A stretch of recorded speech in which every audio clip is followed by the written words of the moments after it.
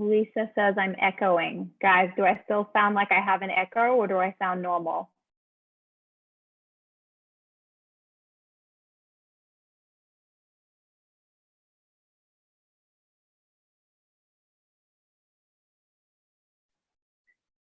Depends on your definition of normal, I guess. Guys, do please make sure you're set to all panelists and attendees as well, so other people can see where you're listening from. And as you arrive, let us know where in the world you are tuning in from.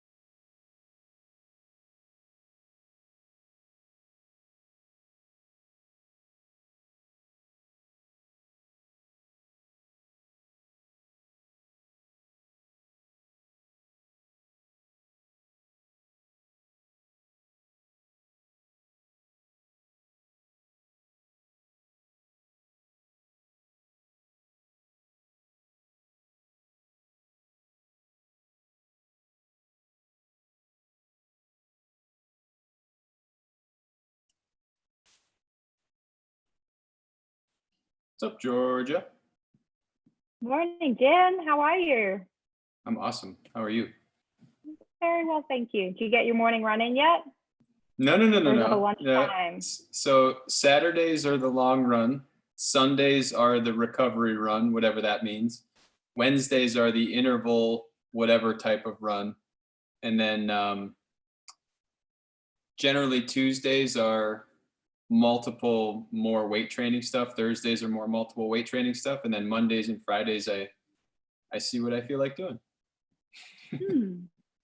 Sounds like a very well balanced plan. Oh, yes, but of course.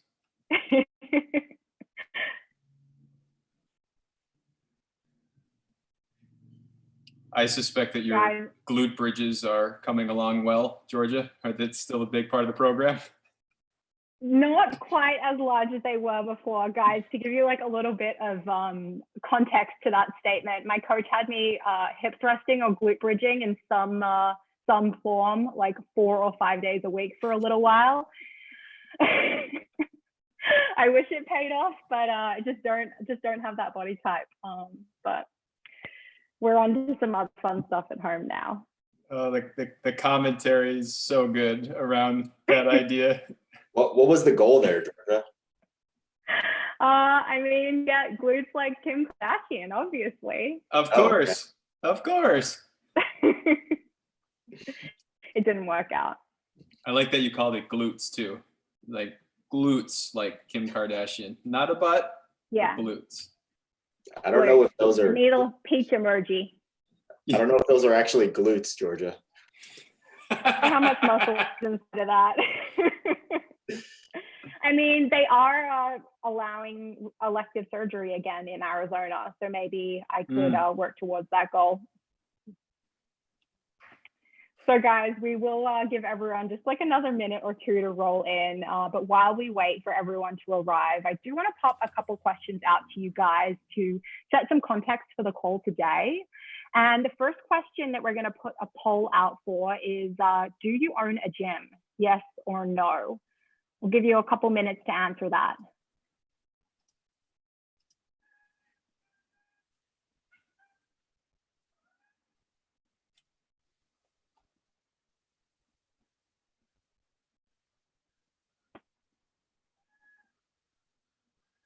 Now, I will warn you guys, this is the first time we have used Zoom polls. So I'm not exactly sure where all your answers are going to. Jim, Carl, James, can you guys see the poll answers anywhere? No, it'll end after about 2 minutes. It'll end after about 2 minutes, Georgia, and then we'll be able to see that. I did answer the poll amazing. though, so you'll have my data. Me too. Guys, we'll give you like a little more time to finish that. And then let's throw up question number 2, which is, do you plan to open your gym in the next 2 weeks? Let's call it the next 1 to 2 weeks. And that would be at any capacity. Just brick and mortar is open in some capacity.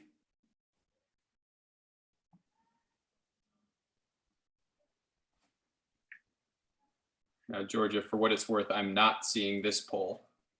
I have not seen it yet either. Oh, there we go. Ah, here we go.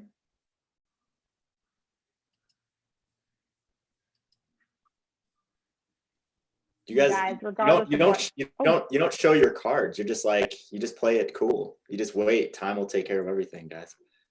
I like to leave it all on the table, Carl. Whatever happens, happens, man. I believe in being upfront and honest with this stuff. We'll see. So guys, we'll wait for those answers to roll in. And again, they'll be super helpful for Jim, who is going to be presenting today on reopening your gym during COVID-19. And we felt like we needed to have this conversation today to help you guys prepare whether or not you are in the process of opening your gym right now, because it is something that's happening. There are gyms, around the country and around the world that are beginning to open up, and right or wrong, we're not going to go into that, but we do want to make sure that you're prepared to ask the questions to yourself of what do you need to do to keep people safe, to make sure that you're doing it and in a considered way. So that's what Jim is really going to prompt us on today. And we will have Carl here and James as well to weigh in and offer some, some help with the Q&A too towards the end. And I will just preface this to say as well, Jim and Carl and James have been working really closely with coaches and gym owners already to come up with an action plan. Again, whether or not you're opening right now, doesn't matter. You do need to be thinking ahead. So this is a really, really important conversation for us to open up.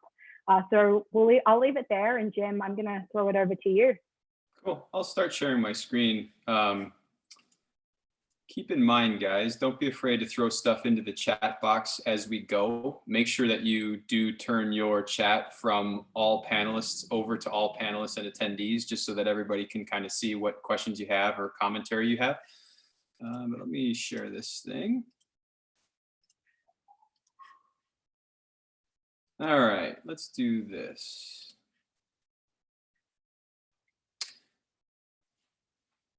When we spoke to our gyms about this concept, it was very clear to us that this is very much an it depends scenario, in terms of it depends what city you're in, it depends what country you're in, it depends on what the political take for the people who are running the governments around you are thinking about. But the narrative is starting to shift. And that narrative, again, whether you think it's positive or negative, is starting to more balance on the side of starting to open up different parts of the economy. Now, I saw Brandon Henry, he posted that he's in California. What is considered opening and phased opening, like if your gym is part of phase 1, 2, or 3, is completely dependent on the area. So we can try to answer some specific questions with you guys, but we don't want to put it on the table like this is the answer, like this is the exact timeline, because that'd be extremely inappropriate of us, to be frank. Okay, so what we're trying to do here is to give you guys the right ideas for how to get back open when it's time for you to do it. Okay, I just got another poll. All right, so we wanted to start out with this idea that the virus isn't going to go away in the next 6 months. Okay, it can't go away. So if you are going to open your gym, we just wanted to put this idea that there are 2 outcomes, and I get that these are broad outcomes, but there's essentially 2 broad outcomes that could happen if you do.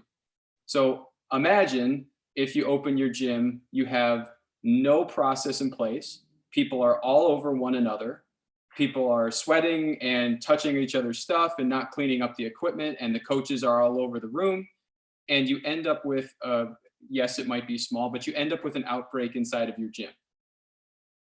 Okay, not only is that potentially catastrophic for some of your clients, it's also potentially catastrophic for your reputation, for any type of public relations that you have, and we don't want you to get to that point.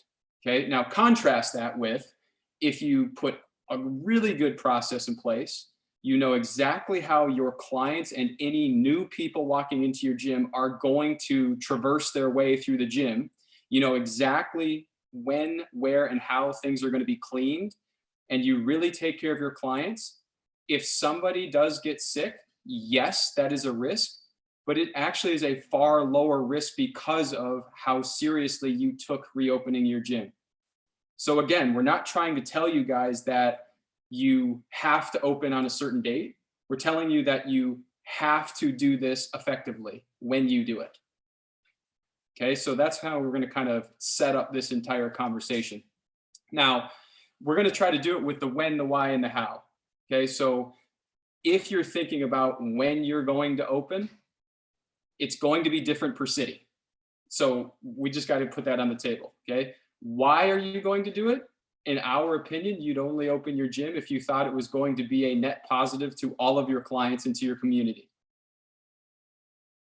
Yes, we also want you to make more money, but just take the first part of that with a really different lens right now. You need to create a net positive. Okay, and then the how, that'll probably be why a lot of folks jumped on this call. So we will go over those pieces as specifically as we think we can without forcing you into a process that may not work the best for you. Okay, so we're also going to do this more so in a one-to-one OPEX style way because that's what we do. But I will try to weave in a conversation about group, hybrid, etc., just because it is going to be in the news. It is going to be on many of your minds. So we want to kind of touch that as well. Okay, so let's kind of get this thing kicked off. Carl keeps reminding me of this, okay? You've got to follow the guidelines that the government sets. So when I try to get cute with all of these different ideas about what you need to have or what you don't need to have, Carl just keeps reminding me, you got to follow the guidelines. So when you're thinking about opening, you had better be on the same page as your local government or your state or province or country, etc., the government. The reason why I say that is asymmetric risk. Meaning, if you open up against the wishes of your country or state or local government and you're found out, that's a big problem for you. I am extremely empathetic to the economic challenges that you face right now. I don't want you guys to have to be closed for longer than necessary, but I don't want you guys to make a decision and then get shut down forever because of that. And I do think in certain areas, they are going to crack down extremely harshly for businesses that open up early. California appears to be one of those places. So you definitely want to be a little bit careful. And we're not getting into a political conversation on this, okay? Just know that you want to follow those guidelines. Now, when we kind of go down into the different stakeholders, this is where you can kind of see some of the words that we think are the most important. You need to create safety and confidence. If you don't think that you should be open, your clients and your community is going to smell it all over you. And that's not going to lead people to feel safe. That's not going to lead people to feel confident. And people very likely will have a less good or a negative reaction when you actually open your doors. So until you're in that state of mind where you know you want to get open, you have created a safe environment that has been tested by coaches, etc., and then you're confident of your process and of how you're going to get people to work through your facility every day, you shouldn't open. Okay, forget about the guidelines. You've got to get this thing set up well. Right now, secondarily, and we'll talk about this a little bit more later, you have to get your coaches on the same page. That needs to start now, regardless of whether you're opening up in 4 days or 4 months. You have to create a buy-in process. If you're not on the same page with your coaches, and I'm not talking about dictatorly, if that's a word, getting them on the same page. I'm talking about making sure that you're hearing them out, making sure that they really are prepared to open up, making sure that they do know what the process looks like, and then making sure that they understand how to talk to clients and other people in the community. And then your clients, and we keep coming back to what the biggest words are inside of OPEX, it has to be safe and positive. You're not trying to create an environment that actually induces fear. We talked a lot about that with our gyms yesterday. You're trying to create a safe environment where they feel safe, but you're not trying to be so restrictive that it actually makes them scared. Okay? So that's kind of the when. Now we're going to roll through this quickly. So if you do have questions, please throw them in the chat box. Carl and James and Georgia will probably be all over them until I'm done giving the presentation, and then I can jump back in afterwards. But also too, James, Carl, and Georgia, please jump in if there's anything that you guys want to add some color on along the way too. That's super helpful. Now, when you start thinking about why you're going to open, this is a big important question, because nobody thinks the exact same way as you. Nobody. Look in the media right now. You got one side who's like, we should never open, and you've got one side who wants to burn everybody at the stake because we're not already open. There is a huge section in the middle, okay? There's a lot of people who are in the middle. You're somewhere. You need to understand where you really sit in this, because again, it comes back to you projecting safety and confidence. If you don't project that out, your clients won't want to come back, or they might come back and then leave. That's a very dangerous situation, is if they come back and then don't feel safe and walk back out the door. Okay? You've got to think about what is really going on in your community. Forget about all the opinion stuff. What are they doing for testing? What is the number of new cases on a daily, weekly, monthly basis? How many people are getting sick, staying sick, or passing away? Know what the actual numbers are, understand what phase of reducing the lockdowns you're in, and make a really quality decision about why you should or shouldn't be open based upon the safety and the progress of your clients and your business. Okay, to go back to the idea of getting buy-in, that's why we wanted to have this conversation right now, is that you need to start to answer these questions now and gain buy-in from your coaches and your clients. Those conversations start now, not 2 weeks from now or 4 weeks from now. They need to start today, okay? Now, I'm not gonna read the slides. You guys can read the rest of those if you want, but those are the biggest pieces that you need to think about, all right? Now, when you start thinking about how you're going to do this, this is always going to come back. I can always hear James in my brain. You have to define success. What does a successful reopening for you look like? That is an outcome. You have to know exactly what that looks like. Now, you're going to see some slides with the word blueprint on them. I want to explain what blueprint means right now, because that is going to be your definition of success, okay? Your client experience has to be mapped out to the T. To the T. I mean, what do they do when they get out of their car before they even open your front door? Is there going to be some sort of like, you got to open the door with your elbow? Like, have you even thought about how they're going to walk in your front door? You have to answer every single touch point that that client is going to interact with your gym at. You have to have your desired way that it happens. That's a blueprint. The blueprint needs to be very specific, and it needs to be action oriented. Meaning, if you have a coach who is coaching people on the floor, they need to know how to run the blueprint, because it's only through action and management that the blueprint will actually run. Okay, so right now, do me a favor, guys. I won't be able to see everything, but James, Carl, and Georgia will.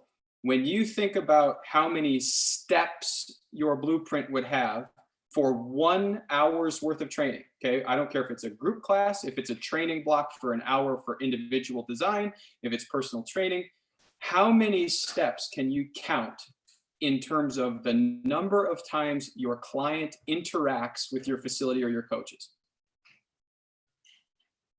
I'm going to stop sharing. I'm super curious to see these numbers.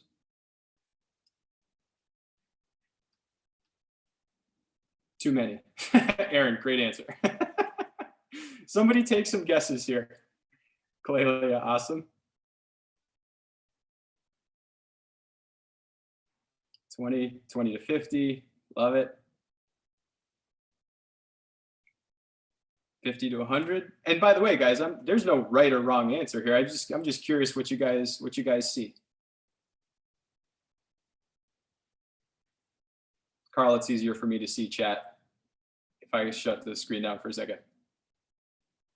Near 100. Okay, cool. Let me reshare this thing.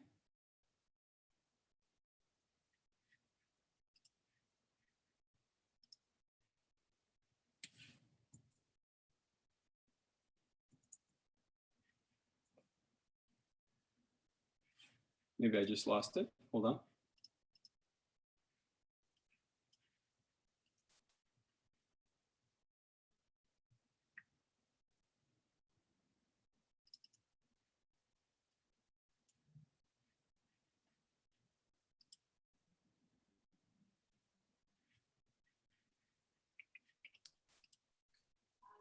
Okay. Sorry, guys.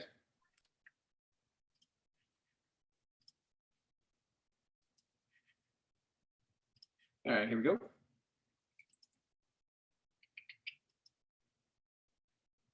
So if you've got that many touch points of your client, we are literally telling you that you need to think about each of those touch points. You need to know if there needs to be a different way that they should interact. So the example of elbow to opening the door, how about when they walk into your front desk, are they still signing in on an iPad? I hope not. You know, they should be able to perhaps sign in on their cell phone at this point. That's a really much better way, because you don't want multiple people touching the same surfaces without full disinfecting between the two. You need to walk through that exact experience step by step, and then you need to make sure that you have a separate set of eyes, i.e. your coaches or your staff, or maybe some clients whom you really trust, walk through that experience as well, to make sure that not only are you following government guidelines for safety, you're also making sure that the experience is extra safe for your clients. Okay. Carl, James, and Georgia, what are some of the things that you guys have heard? And I'll jump in here as well, about from gyms about what clients are worried about. And the first thing that continues to come up, people are worried about touching the same equipment. You know, so if that's a client touch point, we have to lay out, what does the experience of getting equipment, putting it back, cleaning it, training with it look like? Also, what is the experience of, is it okay for somebody to do lunge walks down the center of the gym? Probably not for a little while, because that's going to put them most likely in very close contact with people as they're doing lunge walks. Carl or Georgia or James, have you heard other things that clients are worried about or coaches are thinking about in this time? Yeah, I'll start, guys. I think the uncertainty of everything is a massive barrier right now. And we've seen states that have quote unquote opened, and some gyms or some clients that are a part of those gyms just aren't comfortable going back yet. And that just may be inside of their heads, and there's nothing that the coach or the gym can do to make them feel safe. But that's why I think that's a really important part or piece that Jim hit in the beginning. It's like we have to create an environment where our clients do feel safe without pulling a bag over their eyes and saying like, everything's good here. You're not going to get COVID if you come to our gym, because we don't know that, right? So a feeling of safety for a lot of our clients is just going to be honesty, right? It's like, these are the things that we're doing to try to avoid spreading this thing inside of the gym. We can't guarantee that no one in the gym is going to get it, right? That makes me feel safe because I feel like that person is honest with me, right? Those are the same people that are going to the grocery stores and they're going to department stores and all of that. And they're still out in public, right? Because when they walk into the grocery store, they see a sanitizer, they see an employee sanitizing grocery carts, right? So they're like, yeah, I guess that's helping, right? They just feel safe going into that grocery store. So I think that's important, Jim, is just the emotions behind going back to the gym. And every little bit of a different perception of safety as well. Don't think that every client is going to fall right in line and be like, yeah, we're good. Everybody's going to feel a little bit different. When we're talking to OPEX gyms, guys, we're talking to them about there will be a percentage of your clients who will want to remain at home. So be very prepared for that. Also, depending on the, let's just call it the percentage of clients that are allowed gym at one time, very quickly, you're going to have some clients who do a bit more at home training because you can't have as many people in the gym. So this whole concept of optimizing your floor space is dead for a long time. I mean, I've got to think it's at least 6+ months. That concept doesn't make any sense anymore because you're going to have socially distanced people. Okay, that's a really big part. Yeah, I think, now, sorry, James, go ahead, Carl. I'm sorry, Jim. Yeah, James just mentioned something in the chat box on perception. You know, and I went to the grocery store a couple of days ago, and there was probably 75% of the people in there were wearing masks, and I wasn't. And for a split second, I was thinking like, oh, am I wrong? Right? Am I being irresponsible because I'm out in public without a mask? And that was just like just an example of me thinking about how I'm being perceived. So we have to think about how our clients feel when they come back to the gym, right? And if we don't have those guidelines set in stone, right, where it's like, hey, these are the expectations and this is the social norm inside of the gym, like people are wearing masks or they are not wearing masks, or people are cleaning their equipment after they use it or they're not, because that would be another weird situation. It's like, I use this rower, what am I supposed to do? I don't want to be judged by the person over there, you know, on the dumbbells that's sanitizing absolutely everything, right? So the perception piece is real, but I think that comes in the initial stages and setting expectations. And hey, when we come back to the gym, this is what it looks like, right? This is our new normal for right now until we change it.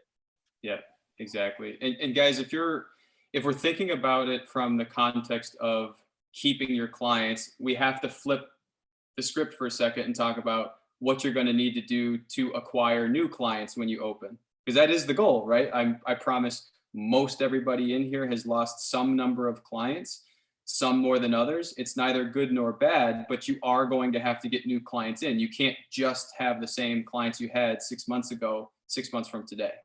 So when you're thinking about acquiring new clients, this preparation, this confidence and safety needs to be a part of your message, because that is what people are going to look for. They're going to look for the most professional, cleanest looking, most, let's call it calm, just because calm generally is equated with lack of volatility, which is what people are looking for right now. They don't want a lot of extra volatility in their lives right now. So when they're looking for a gym, you need to be the gym that looks absolutely pristine. And you need to project that out to the public, okay? Social media, great. Emails to your clients are great. You also need to make sure that you have the right positioning of what you're going to offer. So if your positioning has been super intense group training and your images have all been about everybody being close with one another, sweating, you need to think about switching that up a little bit right now. Intense training is fine. Obviously, we've got our thoughts on how often you should do it or if you should do it at all. However, that imagery is going to make people a bit worried right now. And so you need to think through what your entire brand looks like to the public. And you need to make sure that that brand is the exact experience that they're going to get inside of your facility, which goes right back to what we're talking about. You have to lay out the safest experience that you can create, which, by the way, is not 100% safe. It can't be. Because a lot of people are asymptomatic. Okay, cool. Are there any questions that we need to hit right now? Are we good in the chat box, Carl, Georgia, James, or?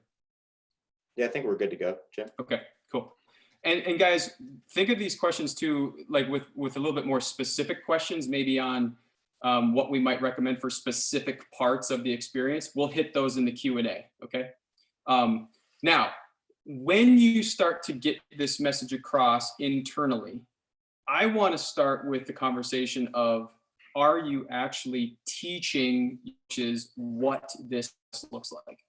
I've talked to a lot of gym owners right now who have an idea in their head of what they want their service to look like, but they haven't actually laid every step down. So there's no chance they can actually teach their coaches.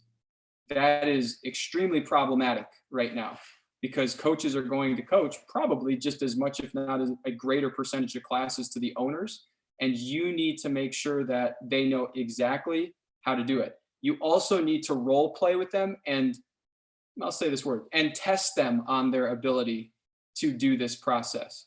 You cannot just assume that they know what to do. Even something that seems simple, like if you're going to use, a thermometer on somebody's forehead, you better have your coaches test that out so that you know if they know how to do it.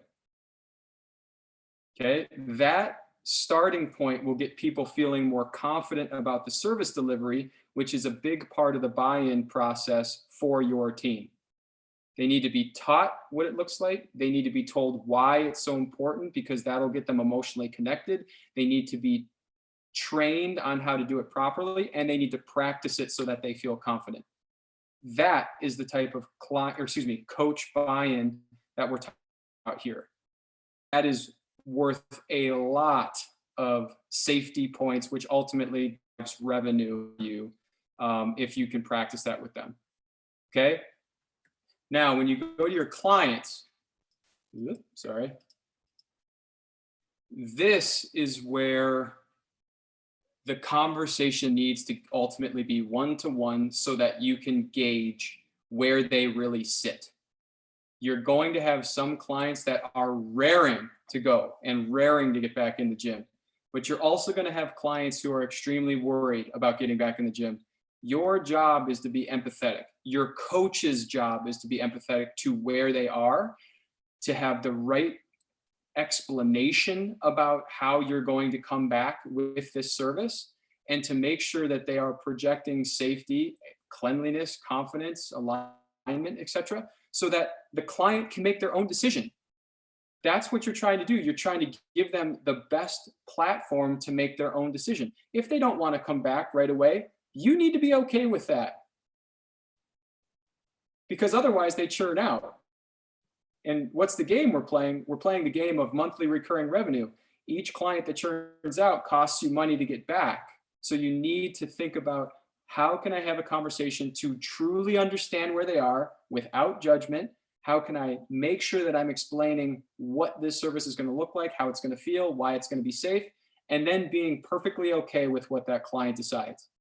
Because if they decide to stay out of the gym, that's okay. They'll watch all the videos of people in the gym training. They'll see your social media. They'll get excited for it.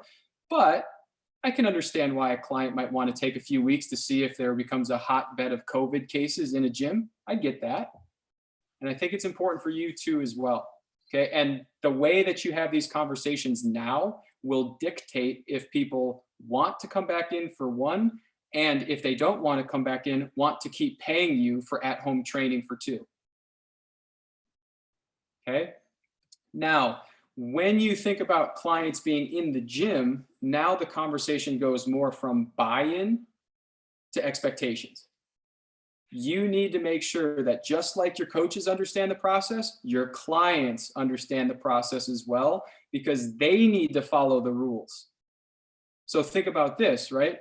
I'm encouraging all of our gym owners to not encourage, but to basically require their clients to have wipes and hand sanitizer with them. Not so that the gym doesn't also have those things, but so that each time the client walks through an exercise or piece of equipment or whatever, they know that the client has clean hands, they know that they can wipe down the equipment, and they are reducing the risk of problem. You're going to keep hearing us say this. It's about risk mitigation. You cannot remove all the risk. Your goal is to remove as much of the risk as you possibly can. By the way, if you position the conversation around, hey, every client needs to have, hand sanitizer and wipes with them. We're also going to have them as well so that we can extra clean everything. What does that project? Safety. It projects confidence. It projects consistency as well if every client has the same expectations placed upon them. Now, ultimately, it's your decision on what you require and what you don't, but the consistency of your system needs to be managed by you first, the coaches second, and the clients third. Everybody is a part of this thing right now. And because we're in the micro gym industry, you guys have relationships with your people. Do not forget to set the right expectations. Do not be their friend before you are the gym owner keeping them safe. Okay? Do me a favor, guys, in the chat box, everybody still with us? Is this all making sense? Just put yes if you're good, or if you have a specific question, just write the question. Awesome, great, appreciate that. Awesome. Also, side note, it helps us understand how many people are fully paying attention to the presentation, which we also appreciate. Okay, now let's go right back to making some revenue. You also have to make sure that you're speaking to the people who might become your clients. Remember, this is really important in this moment. Emotions are very, very high. And so what people see in this COVID era for the next, I'm guessing, 6 months, they will remember more. So your brand has the ability to get in front of people who are more willing to listen at a deeper level. That's extremely, extremely important for you to remember, because what you put out to the community is what they will remember. If you're somebody bitching and moaning every day about not being open, that's what they'll remember. If you're somebody bitching and moaning about other gyms opening and you want to stay shut, that's what they'll remember. Okay, and keep in mind, it's my perception what I see on social. It's not just what you write. So you need to decide what is your brand image that is going to be put front and center, so that whatever you say is taken in, hopefully, the right way for what you mean. If you want to be safe, if you want to be professional, then every single post that you personally or your business posts needs to be but it needs to look safe and professional. Every image needs to project that. Every coach image that you have needs to project that. You will get clients if you have the right service offering that makes them feel safe and makes them feel like they can get out of likely whatever funk they've gotten into during COVID. I've gotten a lot of conversations from people who have had prospective clients calling them because they've already gained 10 to 15 pounds in about 4 weeks. That's going to be rampant around the world. You guys have the ability to serve these people extremely, extremely well. You just need to make sure that that's what you're projecting out. You also need to project out, if anybody's going to walk into your facility, what is the type of signage that needs to be on your facility so that you keep your clients and them safe, and your coaches. So don't just think that every bit of communication is on social media or through an email. You need to have some signage on your facility. And by the way, in this moment, I actually don't give a shit if it's a laminated piece of paper. Okay. Yes, I would love for it to look beautiful and be designed, majestically, but that's not realistic for everybody. Just get the language up there about what somebody needs to do to even think about walking in your door.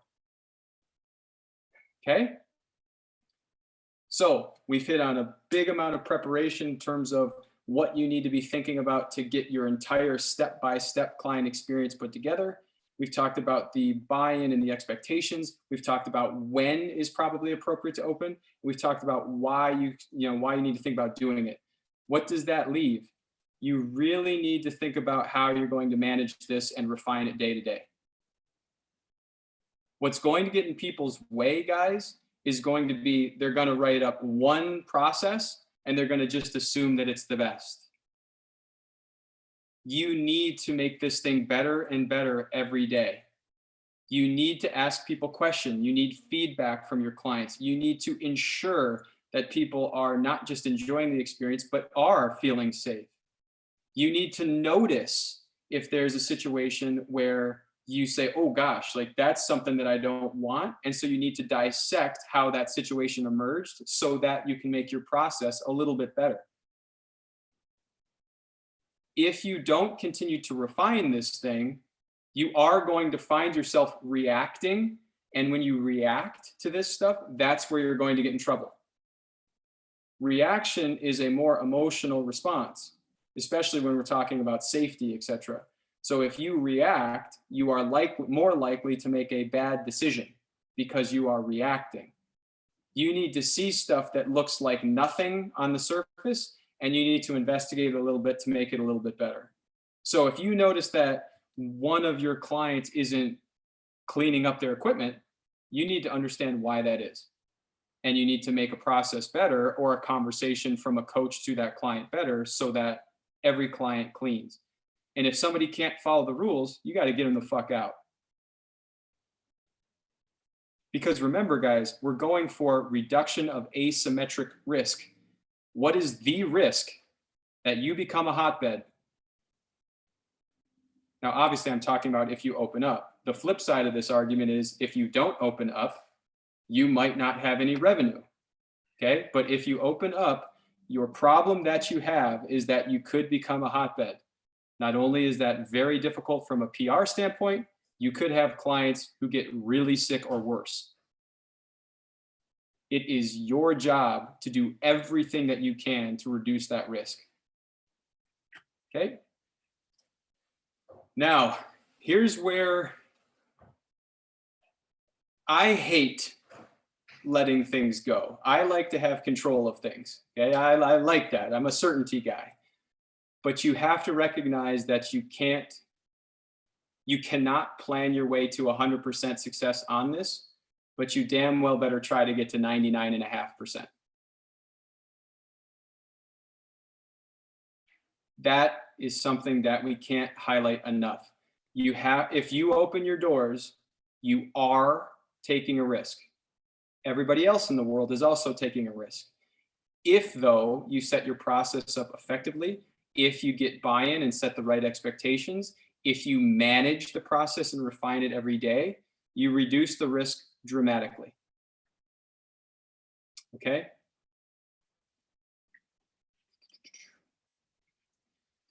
Here are a couple last pieces that you remember. I'm excited to get to the Q&A on this thing. The only piece I want to hit for you guys in terms of big remembrances is if you're the owner or the general manager, the buck stops with you. If something isn't set up effectively, it's on you. If you try to blame somebody else, it's on you. And the reason I want you guys to think about this now is because that's how the public is going to react if you have a problem. Go to the owner, you're going to manager. You have to take this seriously enough where you fix the issues. And yes, I want you to utilize your coaches and your team, and I want them to do a great job, but ultimately the buck is with you. If you can remember that, you're going to be much aware of what's going on. You're going to be much more capable of managing situations. You're also going to not be so afraid of telling a client that they need to improve their own process of working out in your gym. Okay? Those are the big pieces, guys. So I definitely expect there to be some specific questions. Please bring them on. We will answer them as best as we possibly can. We'll get as specific as we possibly can. Really appreciate you guys jumping on this and continuing to be a captive audience. And please continue to tell us what we can do and how we can help along the way. We'll keep trying to be as timely as possible with this on the coaching side, on the business side. And we really appreciate you guys just being here. So what questions do you guys have? I'll stop sharing. Thank you, Jim. And guys, while those questions begin to roll in, I do just want to pop out an offer to anyone that has never done any education with OPEX before and isn't familiar with what we do as a company. Now, the best way to get some more information is actually just to set up a call to chat with one of our coaching advisors. So that would be either me or my colleague, Megan. I'm going to pop a link in the chat box where you can do that. We can talk through your unique situation, make sure you have the education that you need to successfully reopen and discuss the options that we have. So would love to have that conversation, and I'm just popping a link for you guys there. Please get the questions rolling in. I saw a quick piece in the chat about potentially waves of opening and closing. You need to be prepared for multiple waves of opening and closing, guys. So you need to maintain connection to people online. I don't care if you're group, hybrid, personal training, or OPEX. You have to maintain that ability to take somebody online for a while. You might not have anything to do with why we reclose, but you won't be able to control it.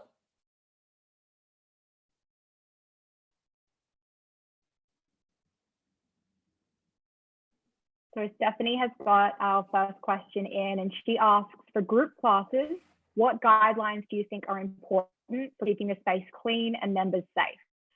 Yep. I'm going to go back to principles on this thing. And again, please, anybody stop me. But the principles are, you don't want multiple people touching the same thing.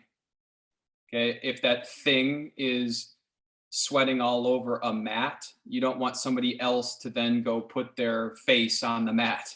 Okay, if it's a barbell, it's a barbell. If it's a med ball, it's a med ball. Pull-up bar doesn't matter to me, but in group class, in my opinion, you need to keep people separated from the things that they touch.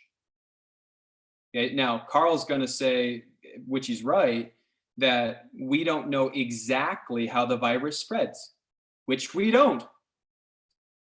There will probably be more and more information that comes out, and our desire for you guys is to listen to those facts and make good decisions about how you continue to refine that model. But in group, I know that people are used to, like, maybe teaming up and doing barbell work or teaming up on a pull-up bar. I think that's got to stop. And most likely, if you're in a CrossFit scenario, F45, Orange Theory, etc., you probably are going to be at half capacity just by law, essentially. So you probably should have the equipment necessary to keep people on their own stuff. But I would basically break a workout into, I'm programming that workout so nobody gets near anybody else.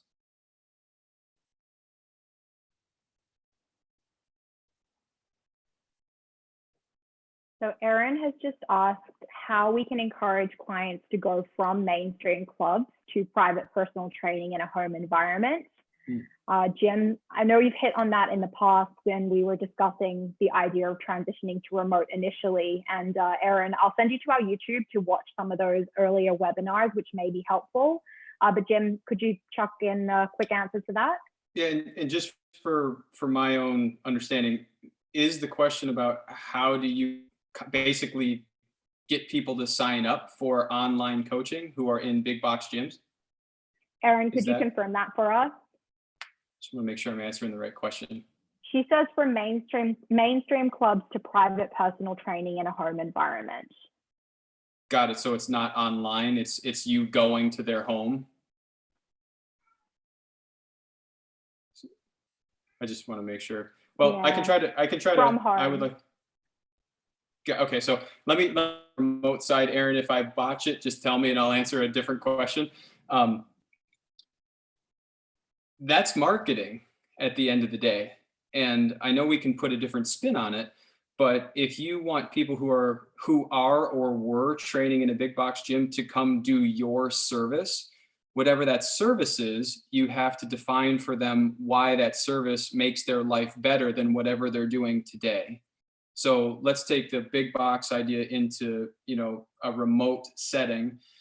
Why will you coaching them online create more progress, make them happier, make them sleep better, make them play with their kids more effectively, have a better relationship? Those are the types of questions that they will be looking for if somebody gets out in front of them with, okay, well, why don't you come try my service? They want to train with me no matter what. Okay, awesome. So if they want to train with you no matter what, then it really just becomes, how do you create the lowest barrier possible of entry? So if you're going to do big box gym to personal training, that could possibly mean that they went from paying $10 a month for their own training to paying $1,000 a month for personal training. So you have to be able to overcome the objections to the barriers that you're going to create in that scenario. So if the barrier is money, then you're going to have to overcome the money issue with value. Now, everybody has a different perception of how much money is a lot.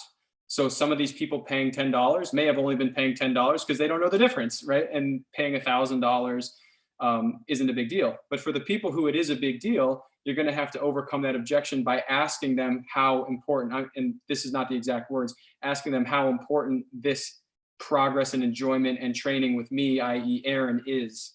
And if you do that effectively and continue to nurture that conversation, they will continue to warm up to it. Some people will be ready to go right away. Other people, it might take a couple of weeks.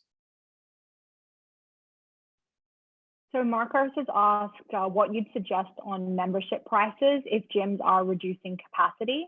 What would you do, Jim? I would keep the price fucking the same. Okay, and I said that as profoundly as I possibly could, because the service offering is still the same and you're doing it with a better coach to client ratio. So I could stop there, right? But essentially we're, as James has been doing for so long, we're on a mission to add value to the coaching profession. If you have fewer people in your gym, that theoretically is more value because you get to have more conversation or more technique. Now, I'm not talking about hands-on technique right now, okay? I'm talking about distanced technique work, but that should theoretically be more value. If you don't believe that that's more value, that's a different question, right? Now, that's something that's inside of your own mind saying this is less valuable. But if they were paying you before and you're providing the same service with a better coach-client ratio, how isn't that more valuable? Okay, Marcos, good question. Okay, so should you charge more for the service? Here's where I think the answer is probably no. I think that you probably want to keep the price the same because ultimately what you're doing is you're trying to get an absolutely set of fans out of this. I get that this coming out of the virus is going to take quite some time, but your goal here is to create the most number of clients paying you value. If you have to increase the price, I'd say, okay, but I'd be careful about that because a lot of people are going to be price change sensitive right now. So if it is the same service and you change the price on them, I do think there might be some folks who are sensitive to that, especially in this economically difficult environment. So I'm going to hit on one really quickly. And Tom had just commented that our Zoom feeds are really high quality. And how are we achieving that? And Tom, to that, I will say we've had some major technical issues with internet connection over the week. In terms of shooting guidelines, I think we're just setting up wherever around our homes we can be not a nuisance to our spouses. So no secret sauce there, unfortunately. I'm very proud of my lighting right now, Georgia. And just so everybody knows, I repositioned my screen so that coming this direction actually is the world. So I have outside light that's hitting me right now. It's just been wonderful. Yeah, don't put a window directly behind you. Do not recommend that. So we'll move on from there. And Ryan has asked, for those clients that only see the numbers and have a really hard time understanding the value of personal coaching, how do you break through that objection? Ooh, that's a good question. Because I do think that there's a lot of individual components to that. Okay, so I don't want to say that there's one perfect answer, but if I try to pull us out of all of that it depends stuff, you have to understand why the numbers are so important to them. Right. So if they have this perception that the numbers are where all of the value is, how did they get that perception? And once you understand how they got that perception, you can start to ask them some good questions about, might there be some other really helpful things that we could put some numbers to that could be extremely beneficial to you? It's like, don't take the numbers away from them. Just allow them to see a world where numbers can exist in different formats that could still be extremely beneficial to them. Carl, you got to stop touching your face. That's courtesy of Aaron. She's calling you out. So Eve had asked above, he is an owner of a CrossFit gym, and his only hesitation to go ID or individual design is concern around taking away from community and the working out together atmosphere. Want to hit on that, Jim?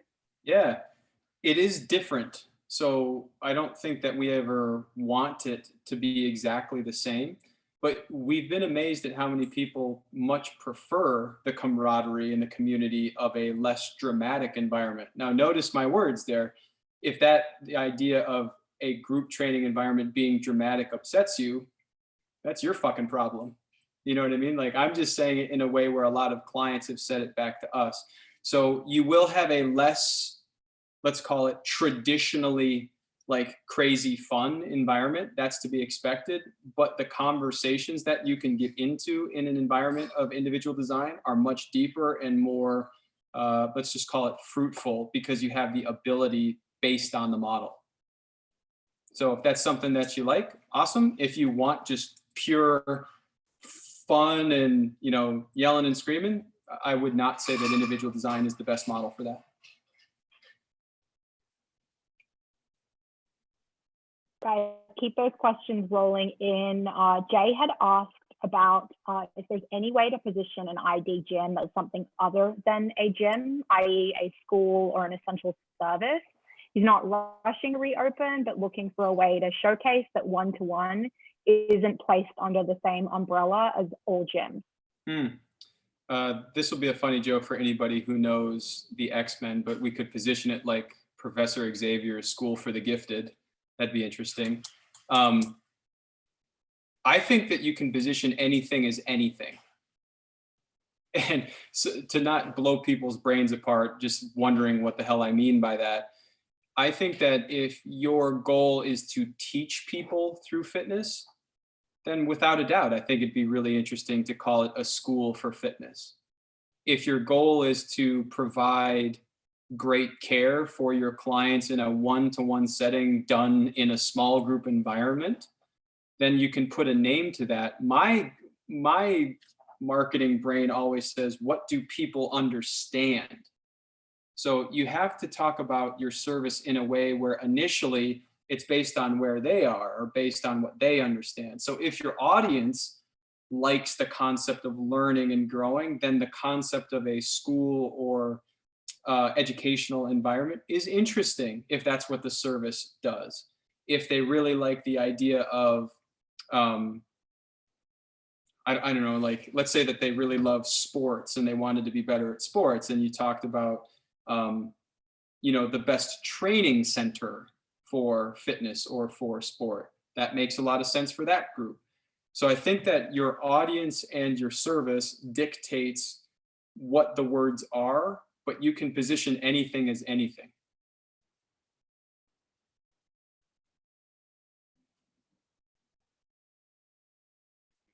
Guys, we will continue to let those questions come in for a couple more minutes. So if there is anything you would like to ask, please make sure you get it in the chat box now.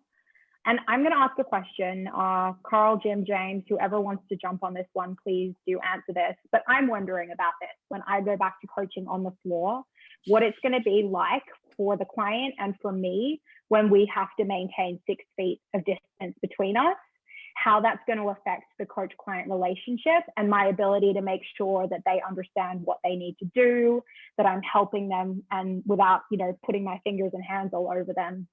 So could you guys shed any light on how you see that changing things?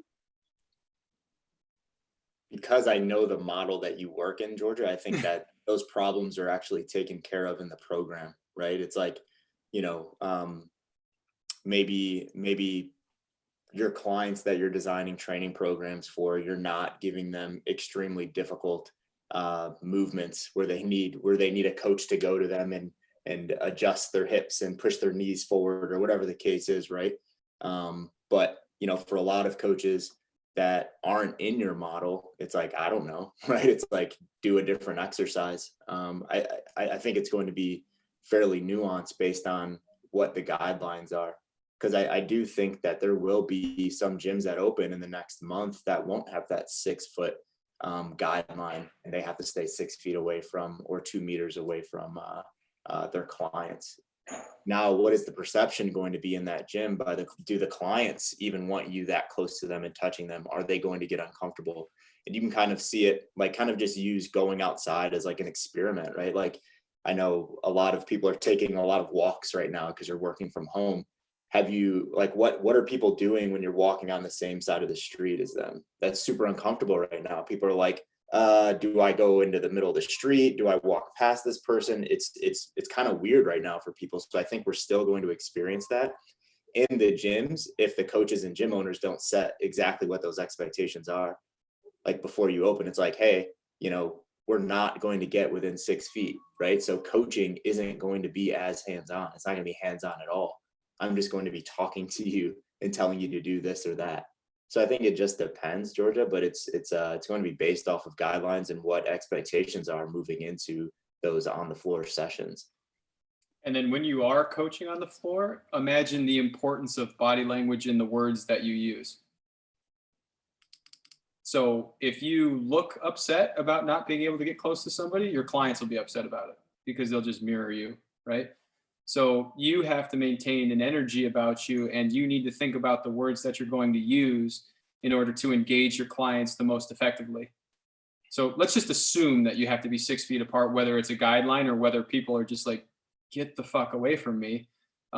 You are going to have to create the environment and the energy around the gym. It's always been the coach who leads that ultimately. It's now going to be more important than ever. Thanks for hitting on that, guys. And there is one last question I'd like us to finish with.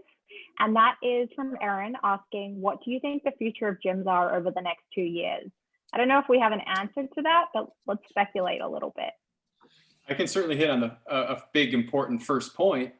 They're going to consolidate like you've never seen before, meaning a lot of gyms are going to close because the economics over the next 12 months are going to make a lot of gyms difficult to work with unless they are also able to do an online portion of it.